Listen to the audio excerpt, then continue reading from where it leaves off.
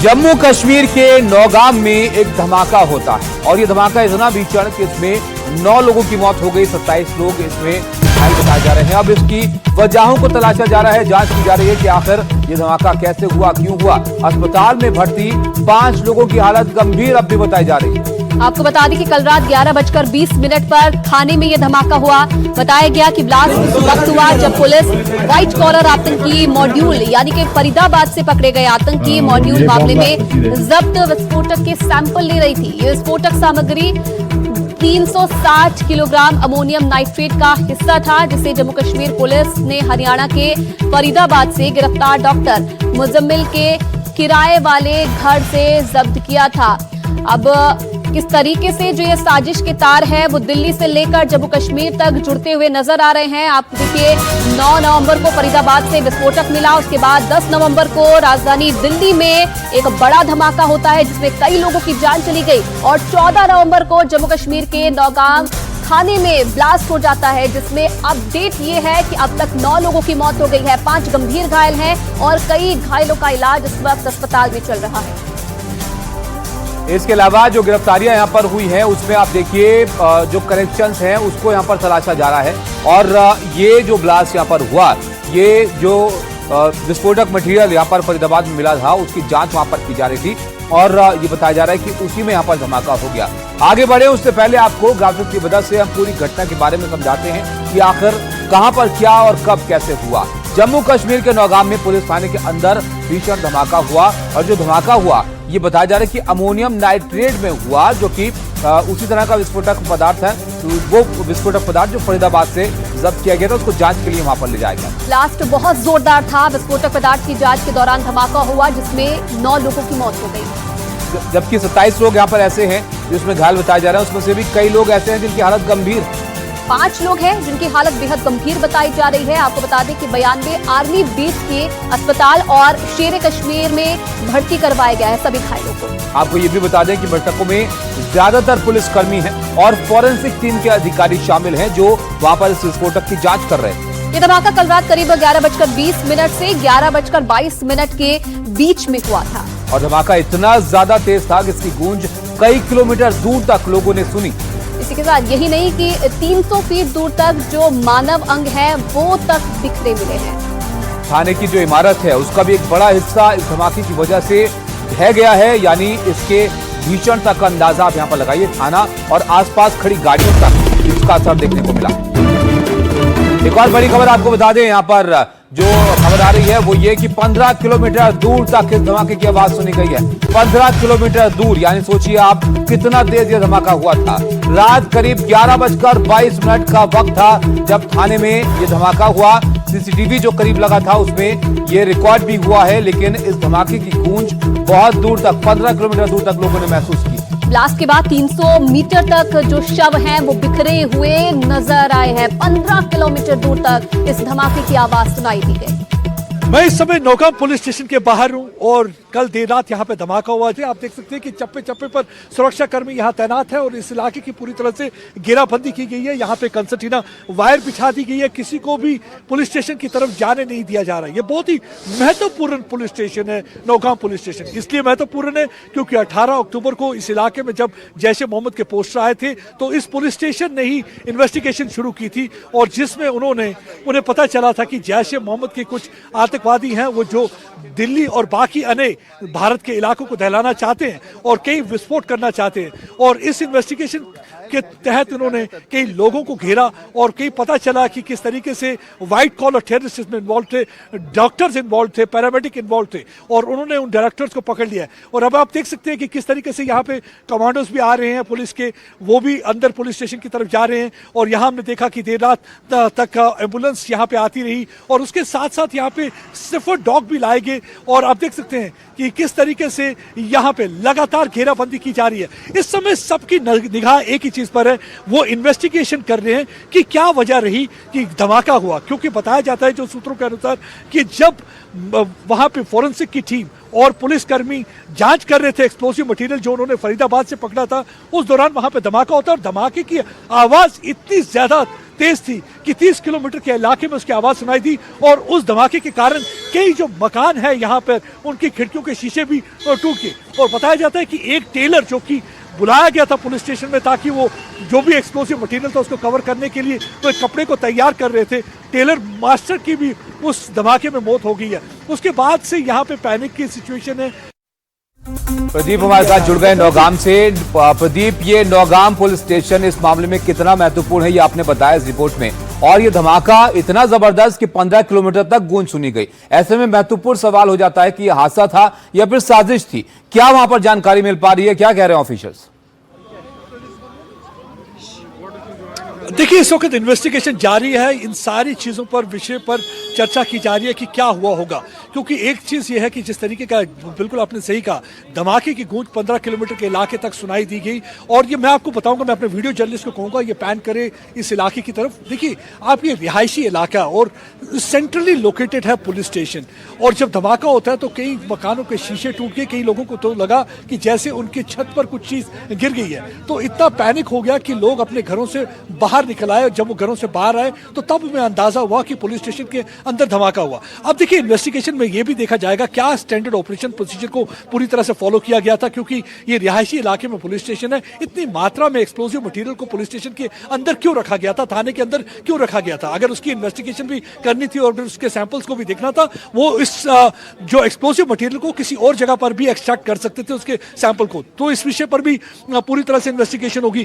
क्या ये कोई साजिश है, इस पर भी देखा जाएगा। लेकिन सबकी निगाह 10 बजे जो प्रेस कॉन्फ्रेंस होने वाली है, director general of police Nalin Prabhat press conference address करने जा रहे हैं, उस प्रेस कॉन्फ्रेंस में रहेगी और ये सारे खुलासे लगता है इस प्रेस कॉन्फ्रेंस में होंगे कि क्या रही है, क्या ये साजिश थी, क्या ये एक्सीडेंटल धमाका था या आईडी थी, अमोनियम नाइट्रेट की वजह से आग लग गई। क्योंकि हमने देखा कि रात को जब यहाँ पर हम आए थे तो यहाँ पर आग की लपटें नजर आ रही थी और कई गाड़ियां जो साथ में खड़ी थी उनको भी आग लग चुकी थी। और उसके बाद से हमने देखा कि लगातार यहाँ पर इस इलाके की घेराबंदी की गई है, कंसर्टीना वॉल ये तार बिछाई गई है, किसी को भी आगे नहीं जाने दिया जा रहा है और अभी इन्वेस्टिगेशन इस मामले में पूरी तरह से जारी है। जी चलिए, बिल्कुल प्रदीप, इंतजार है ऑफिशियल स्टेटमेंट का, क्या कुछ खुलासा होता है उस स्टेटमेंट में। बहुत धन्यवाद आपका तमाम जानकारी देने के लिए। और आगे बढ़ेंगे, एक और बड़ी खबर आपको बता दें, केंद्रीय गृह मंत्रालय की सुबह 10:30 बजे एक बड़ी प्रेस कॉन्फ्रेंस होनी है। नौगाम ब्लास्ट की जानकारी गृह मंत्रालय की तरफ से दी जाएगी। जम्मू कश्मीर डिवीजन के जो सचिव हैं वो इस प्रेस कॉन्फ्रेंस में मौजूद रहेंगे और इसके बारे में जानकारी देंगे।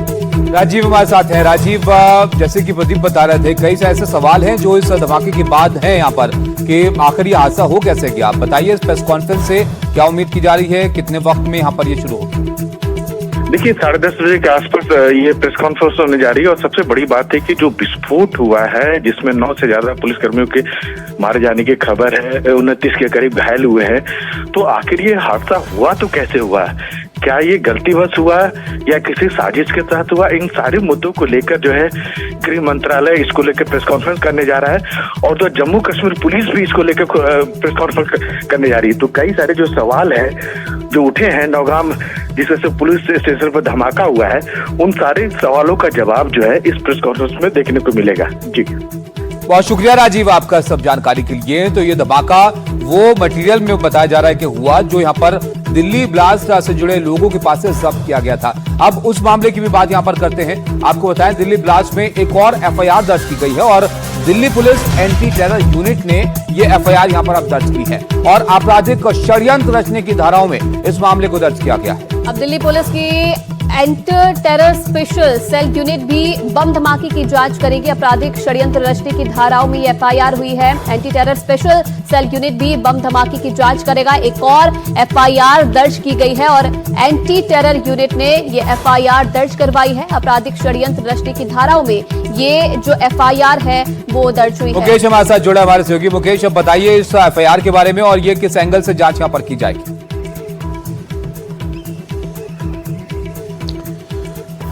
देखिए बिल्कुल अब तो ये साफ हो गया है कि ये कोई सामान्य ब्लास्ट नहीं है, बल्कि एक पूरी कॉन्स्पिरेसी के तहत पूरा जैश-ए मोहम्मद का मॉड्यूल काम कर रहा था, जो कि कश्मीर से लेकर उत्तर प्रदेश, हरियाणा तमाम राज्यों में फैला हुआ है, जिसके कई लोग गिरफ्तार हो चुके हैं।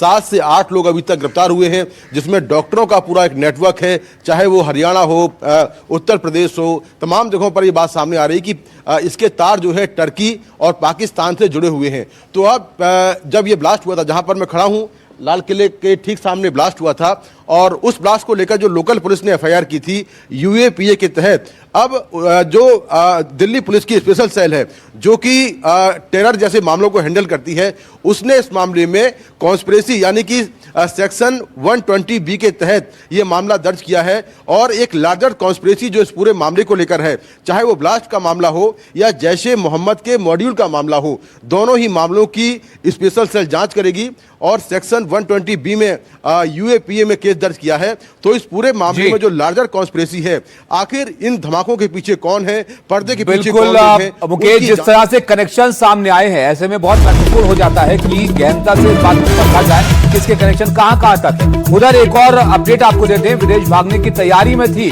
डॉक्टर शाहीन, जिसको इस मामले में गिरफ्तार किया गया। पासपोर्ट बनवा रही थी आरोपी डॉक्टर शाहीन। हाल ही में पुलिस ने उसका पासपोर्ट के लिए वेरिफिकेशन भी किया था और इसीलिए सुरक्षा एजेंसियों को शक है कि वो विदेश भागने की फिराक में थी। तो यह बड़ा अपडेट मिल रहा है डॉक्टर शाहीन को लेकर, पासपोर्ट बनवा रही थी। और मुकेश लगातार हमारे साथ बनी हुए हैं। मुकेश, की जानकारी मिल रही है विदेश भागने की फिराक में थी, कहाँ जो है ये इस धमाके के बाद जाने वाली थी, कुछ जानकारी मिल पाई है? देखिए बिल्कुल अभी जब ये ब्लास्ट हुआ है और जो पूरा सिंडिकेट पकड़ा गया है 8 नवंबर को और 9 नवंबर को, उसके ठीक 4 से 5 दिन पहले डॉक्टर शाहीन ने फरीदाबाद में पासपोर्ट के लिए अप्लाई किया था और उसका पुलिस ने पासपोर्ट का वेरिफिकेशन भी किया था, जिसकी तस्वीर हमारे पास है। उससे इस बात का शक गहराता है कि क्या शाहीन धमाकों के पहले या पूरी कॉन्स्पिरेसी करके विदेश भागने की फिराक में थी, क्योंकि ऐसे मामलों में जो मास्टरमाइंड होते हैं वो आमतौर पर घटना के पहले ही निकल लेते हैं। जैसे कि आदिल का भाई मुजफ्फर, जो कि कश्मीर से भाग गया है और 2 महीने पहले ही दुबई चला गया था। अब कहा जा रहा है कि वो अफगानिस्तान में है और उसके लिए जो एजेंसियां हैं वो रेड कॉर्नर नोटिस जारी करवाने की कोशिश कर रही हैं। बिल्कुल मुकेश, ये बहुत महत्वपूर्ण डेवलपमेंट है यहाँ पर, ये बातें सामने आ रही है कि क्या इन लोगों की मंशा थी। बहुत शुक्रिया मुकेश आपका सब जानकारी के लिए। उधर दिल्ली बम धमाके का एक नया सीसीटीवी वीडियो भी सामने आया है। धमाके से 40 फीट नीचे तक जमीन हिल गई थी।